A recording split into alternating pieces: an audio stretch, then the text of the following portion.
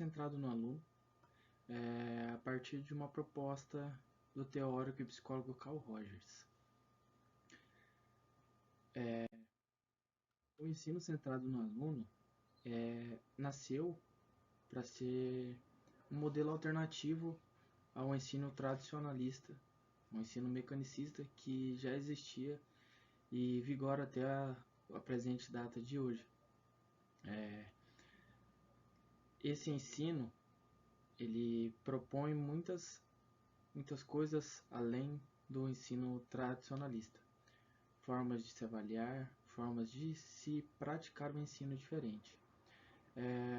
Carl Rogers, sua primeira obra, na qual ele trata sobre o contexto pedagógico e educacional, saiu no livro Liberdade para Aprender, de 1969, onde ele traz alguns casos,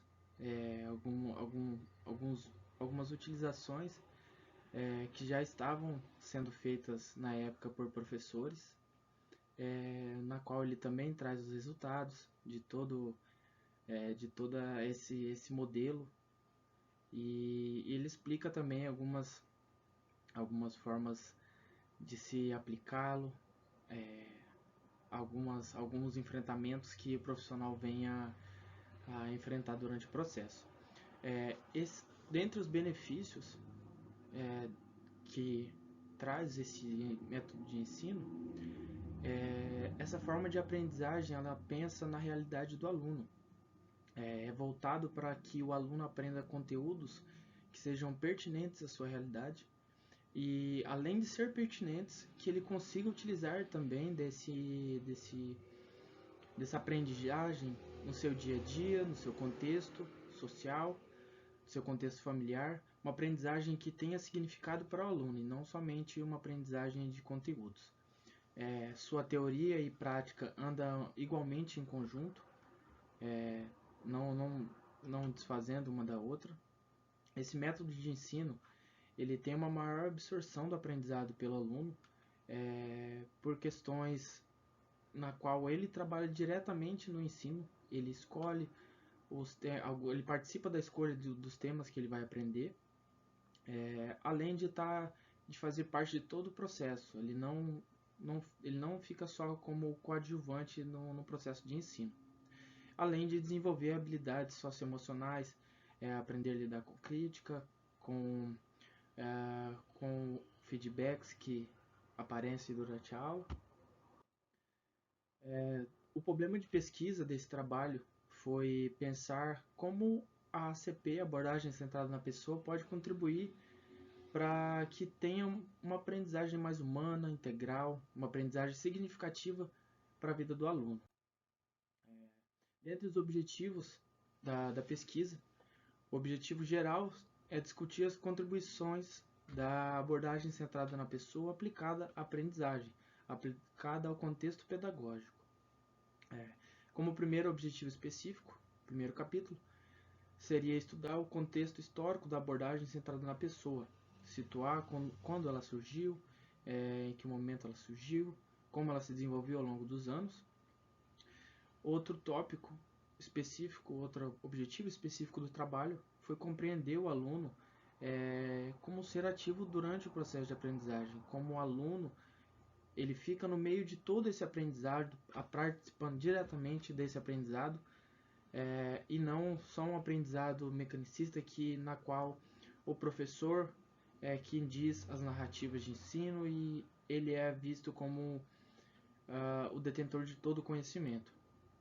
E por último, foi discutir a postura do docente, do professor, nesse papel de agente facilitador durante essa aprendizagem do aluno.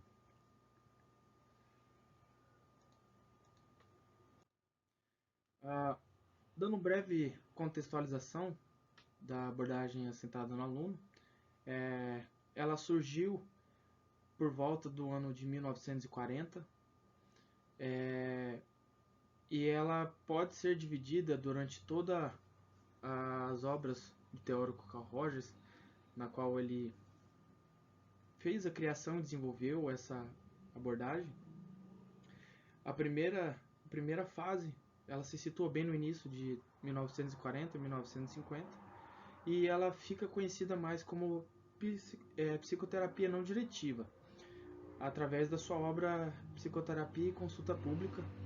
E as suas características, né, nessa época era de ter um ambiente permissivo, um ambiente não diretivo, onde o próprio cliente ele pudesse ter insights sobre a sua vida, sobre as situações, e ele mesmo encontrando saídas por si mesmo, e não um profissional falando o que ele tem que fazer. O centro de todo o processo de psicoterapia a pessoa. A segunda fase ela vai do ano de 1950 a 57. A obra característica dessa época é a psicoterapia centrada na pessoa, onde através dessa obra o teórico Carl Rogers ele concentra uma resposta mais em fatos do terapeuta, na sua congruência, e estimula a reflexão do cliente que está ali no processo, mediante os problemas que ele traz, as questões que ele traz para trabalhar em sessão. A terceira e última fase, ela vai do ano de 1957 ao ano de 70. A obra característica dessa época é a tornar-se pessoa, e a característica dessa obra, desse período, é que o terapeuta ele passa a ser um pouco mais ativo, tendo uma maior autenticidade no processo, sendo ele mesmo, com os sentimentos dele e assumindo os sentimentos dele para com a pessoa que está no processo. E, dando um breve início, a primeira obra que Carl Rogers ele de fato vem abordar o contexto pedagógico, que é em 72, em sua obra Liberdade para Aprender.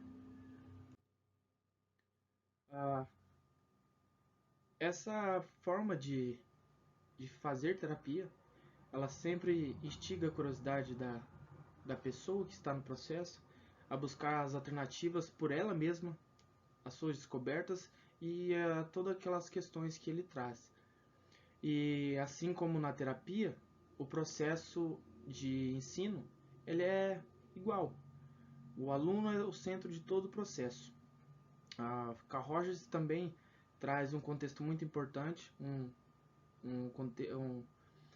uma teoria muito importante que se denomina tendência atualizante, na qual ele repara isso no seu trabalho com as crianças no ano de 39, na obra de tratamento com criança problema, onde essa tendência atualizante ela é uma tendência inata, na qual o sujeito ele tem dentro de si as potencialidades para buscar desenvolvimento e a plenitude por si só.